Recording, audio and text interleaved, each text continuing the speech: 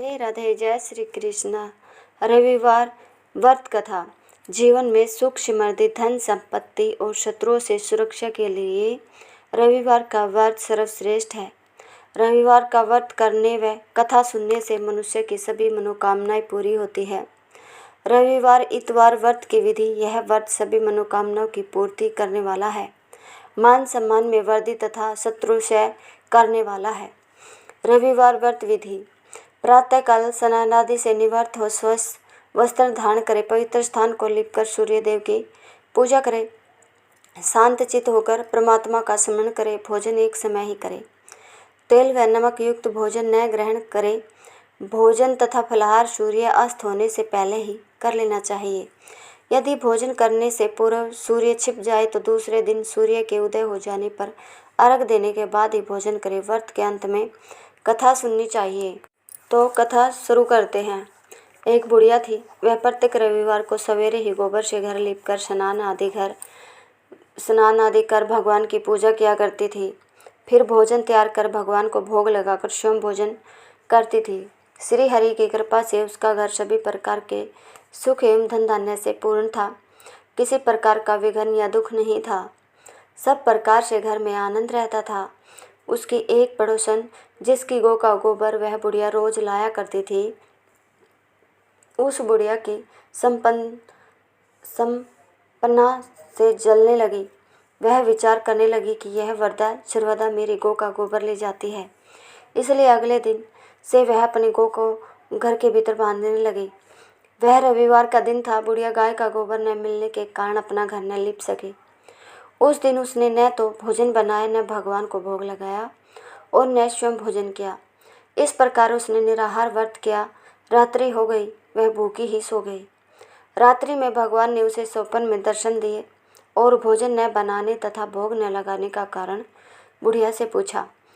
वृद्धा ने कहा उसे गोबर नहीं मिला, इस कारण वह आपका भोग नहीं लगा सकी। तब भगवान ने कहा, हे माता, हम तुमको ऐसी गाय देते हैं जो सभी इच्छाएं पूर्ण करती है, क्योंकि तुम हमेशा रविवार को पूरा घर गोबर से लीपकर भोजन बनाकर मेरा भोग लगाकर ही स्वयं भोजन किया करती हो। इससे मैं बहुत प्रसन्न हूँ। मैं निर्धन को धन और बांझ स्त्रियों को पुत्र देकर उनके दुखों को दूर करता हूँ तथा अंत समय में मोक्ष देता हूँ। स्वप्न में ऐसा वरदान देकर भगवान अंतर्ध्यान हो गए। प्रातः जब वृद्धा की आँख खुली तो उसने देखा कि आंगन में एक अति सुंदर गाय और बछड़ा बंधा है। गाय और बछड़े को देखकर वह वृद्धा अत्यंत प्रसन्न हुई और उनको घर के बाहर बांध दिया। वहीं उनके खाने के लिए चारा भी डाल दिया। जब उसके पड़ोसन ने बुढ़िया के घर के बाहर एक अति सुंदर गौ और बछड़े को बंधा देखा तो द्वेष के कारण उसका हृदय जल उठा। जब उसने देखा कि गौ ने सोने का गोबर किया है तो वह चोरी से उस गाय का गोबर उठाकर ले गई और अपनी गाय का गोबर उसकी जगह पर रख गई। प्रतिदिन ऐसा करती सीधी सादी बुढ़िया को उसकी इस चालाकी की खबर नहीं हुई। सर्वव्यापी ईश्वर ने सोचा कि चालाक पड़ोसन के कर्म से बुढ़िया ठगी जा रही है। एक दिन भगवान ने संध्या के समय अपनी माया से बड़े जोर की आंधी चला दी। बुढ़िया ने आंधी के भय से अपनी गाय को घर के भीतर बांध लिया। प्रातःकाल उठकर जब उसने देखा कि गाय ने सोने का गोबर किया है तो उसके आश्चर्य की सीमा न रही। अब वह प्रतिदिन गाय को घर के भीतर बांधने लगी। पड़ोसन ने देखा कि बुढ़िया गौ को घर के भीतर बांधने लगी है और उसका सारा गोबर उठाने का दाव नहीं चलता तो वह ईर्ष्या और डाह से जल उठी। अन्य कोई उपाय न देख पड़ोसन ने उस देश के राजा की सभा में जाकर कहा, महाराज, मेरे पड़ोस में एक वृद्धा के पास ऐसी गऊ है जो नित्य सोने का गोबर देती है। आप वह सोना प्राप्त कर उसे प्रजा का पालन करिए। वह वृद्धा इतने शान का क्या करेगी। उसकी बात सुनकर राजा ने अपने दूतों को वहां उसके घर गऊ लाने का आदेश दिया।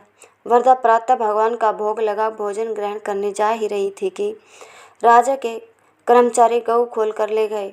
वृद्धा बहुत रोई, चिल्लाई, किंतु राजा के कर्मचारियों के सामने कोई क्या कहता। उस दिन वृद्धा गऊ के वियोग में भोजन न कर सकी और रात भर रो रो कर ईश्वर से गऊ को पुण्य पाने की प्रार्थना करती रही। राजा गऊ को देखकर बहुत प्रसन्न हुआ, लेकिन अगले दिन सुबह जैसे ही वह उठा, सारा महल गोबर से भरा दिखाई देने लगा। राजा यह देखकर घबरा गया। भगवान ने रात्रि में राजा को स्वप्न में कहा, हे राजा, गाय वर्धा को लौटाने में ही तेरा भला है। उसके रविवार के व्रत से प्रसन्न होकर मैंने यह गऊ उसे दी थी। प्रातः होते ही राजा ने वर्धा को महल में बुलाकर बहुत से धन के साथ सामान सहित गाय बछड़ा उसे लौटा दिया और अपने कार्य के लिए उसे क्षमा प्रार्थना की। इसके बाद राजा ने उसकी पड़ोसन को बुलाकर उचित दंड दिया। इतना करने के बाद राजा के महल से गंदगी दूर हुई। उसी दिन से राजा ने नगरवासियों को आदेश दिया कि राज्य की समृद्धि तथा अपनी समस्त मनोकामनाओं की पूर्ति के लिए रविवार का व्रत करें। व्रत करने से नगर के लोग सुखी जीवन व्यतीत करने लगे। अब कोई बीमारी तथा प्रकृति का प्रकोप उस नगर पर नहीं होता था। सारी प्रजा खुश रहने लगी थी। सूर्य गायत्री मंत्र का सप्तक माला पर 108 बार जप करना चाहिए। यह मंत्र जप किसी भी मुश्किल हालात में मन समन करने पर मन चाहे नतीजे भी देने वाला माना गया है। रविवार का दिन सूर्य की उपासना के लिए बेहद शुभ दिन माना जाता है। वह सूर्य मंत्रों का जाप आरंभ करना अत्यंत लाभकारी होता है। ओम भास्कराय विद्महे महातेजाय धीमहि तन्नो सूर्य प्रचोदयात्। रविवार व्रत की आरती। कहाँ लगी आरती दास करेंगे, सकल जगत जाकी ज्योत विराजे। कहाँ लगी आरती दास करेंगे, सकल जगत जाकी ज्योत विराजे। अमित कोटि जाके बाजा बाजे, कहाँ भयो झनकार करे हो रामा। कहाँ लगी आरती दास करेंगे, सकल जगत जाकी ज्योत विराजे। सात समद जाके चरणी बसे, कहाँ भयो जल कुंभो हो रामा। चार वेद जाके मुख की शोभा, कहाँ भयो ब्रह्मा वेद पढ़े हो रामा। कहाँ लगी आरती दास करेंगे, सकल जगत जाकी ज्योत विराजे। कहाँ भयो मंदिर दीप धरे हो रामा, शिव सनकादि आदि ब्रहादिक। नारद मुनि को ध्यान धरे हो रामा, 18 रोमावली जाक। कहाँ भयो सिर पे धरे हो रामा, हिम मंदार जाको पवन झको। कहाँ भयो शीर चंबा हरे हो रामा, 56 भोग जाके नित प्रीत लागे। कहाँ भयो नवेद धरे हो रामा, 184 वंद छुड़ाए रामा। केवल हरियस नाम देव गाए हो रामा, कहाँ लगी आरती दास करेंगे, सकल जगत जाकी ज्योत विराजे।